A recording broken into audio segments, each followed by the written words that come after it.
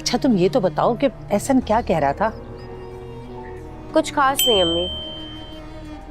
अच्छा अच्छा देखो, आज नहीं तो कल एहसन ने दूसरी शादी तो करनी है ना, और बात भी सही है, करनी भी चाहिए। आखिर कब तक वो उस बावली के साथ रहेगा? अम्मी मगर मैं ऐसा कैसे सोच लूं?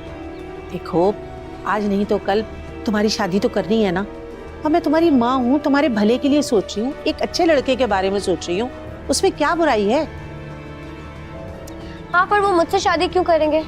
क्यों, तुम में क्या बुराई है? अच्छा ठीक है अम्मी, अगर आप कहती हैं तो मैं एहसन भाई के नाम के आगे से भाई हटाकर देखती हूँ। शुक्र खुदा का, तुम्हारी मोटी अकल में कोई बात तो आई। आपकी बेटी उतनी अकल तो मुझ में भी है। अस्सलाम अलैकुम दोस्तों, जैसा कि आप देख रहे हैं आज हम बात करने वाले हैं ड्रामा भोली सी मोहब्बत की। अगर आपने अभी तक चैनल सब्सक्राइब नहीं किया तो अभी कर लें, क्योंकि यहाँ आपको मिलती हैं बेहतरीन ड्रामा स्टोरीज। चलिए चलते हैं ड्रामे की तरफ। कहानी का आगाज एक दिल दहला देने वाले मंजर से होता है। एक टूटा हुआ दिल, एक बिखरा हुआ आशिक जो दर बदर की ठोकरें खा रहा है। इसकी जबान पर सिर्फ एक ही नाम है, इसकी आंखों में सिर्फ एक ही तलाश है। वो गिल्ली गिल्ली दरवाजा दरवाजा अपनी मोहब्बत को आवाजें दे रहा है। दूसरी तरफ घर के अंदर एक नया तूफान जन्म ले रहा है। घर में बात हो रही है नायला की। एक आवाज आती है, ये नायला वाकई बहुत चालाक और मक्कार औरत है भाई। जब तक अरूब ठीक थी तो वो उनकी लाडली बहू थी, और जैसे ही वो पागल हुई उन्होंने इसे हमारे गिले का तौक बना दिया। इस बात पर घर में कोहराम मच जाता है। राहिला बेगम को जवाब दिया जाता है, खुदा के लिए राहिला बेगम, अगर अरूब तुम्हारी अपनी सगी बेटी होती तो क्या तुम आज भी यही कहती? ये सुनकर राहिला बेगम आग बबूला हो जाती हैं और कहती हैं, तुम्हारी तो सारी जिंदगी यही आदत रही है, मुझे यही ताना देते रहना कि मैं इसकी सगी मां नहीं हूं। तुम हमेशा मुझे यही जिताते आए हो, और इसी घर में एक और गहरी साजिश बानी जा रही है। एक माँ अपनी बेटी को समझा रही है, कहती है आज से तुम्हें रोज एहसान के घर जाना है।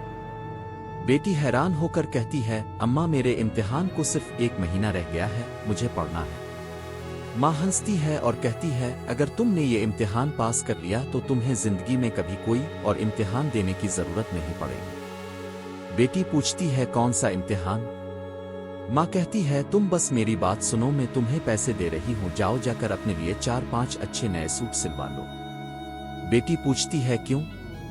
माँ कहती है, अक्ल से सोचो, जब तुम रोज अरूब के घर जाओगी तो क्या एक ही जूड़े में जाओगी? लोग क्या कहेंगे? अब कहानी अपने सबसे तकलीफ दे मोड़ पर आती है। एहसान और अरूब का आमना सामना। एहसान टूटे हुए दिल से कहता है, अरूब मेरी जिंदगी, लेकिन अरूब इसे झटक देती है। वो एक मासूम बच्ची बन चुकी है। कहती है, मैं तुम्हारी जिंदगी नहीं हूं, तुम मुझे ऐसा क्यों कह रहे हो, मैं तो सिर्फ अपने मामू की लाडली हूं। एहसान कहता है, तुम मामू की गुड़िया हो लेकिन मेरी तो जान हो। अरूब चीख कर कहती है, नहीं मुझे तुम अच्छे नहीं लगते, तुम बुरे हो। एहसान की आंखों में आंसू आ जाते हैं। वो कहता है, पहले तो मैं तुम्हें बहुत अच्छा लगता था। अरूब कहती है, तुम झूठ बोल रहे हो, मैंने तुम्हें कभी पसंद नहीं किया, तुम हमेशा से बुरे थे। एहसान तड़प कर कहता है, अरूब क्या तुम्हें वाकई कुछ भी याद नहीं रहा? ये मंजर पत्थर को भी पिघला दे। एहसान अकेला खड़ा रो रहा है। अरूब मासूमियत से पूछती है, अंकल आप रुक क्यों रहे हैं? क्या आपको भी किसी की याद आ रही है?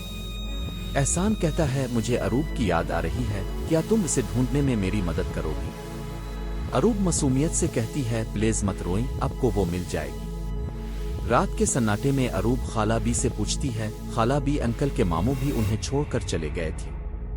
खाला बी कहती हैं, बेटा तुम एहसान की बात कर रही हो, इसका तो कोई मामू है ही नहीं। अरूब कहती है, लेकिन वो तो रोज किसी को याद करके रोते हैं। खाला बी की आंखें भर आती हैं और वो कहती हैं, बेटा वो एक लड़की थी, वो बुरी नहीं थी, वो तो एहसान की पूरी जिंदगी थी। फिर अचानक एक चीख गूंजती है। अरूब का पांव किट जाता है और खून बहने लगता है। एहसान भाग कर आता है। अरूब कहती है, वहीं रुक जाओ, वहां से मत हिलो। एहसान कहता है, खून निकल रहा है। अरूब जिद करती है, मैं ठीक हूं, तुम चप्पल पहनो।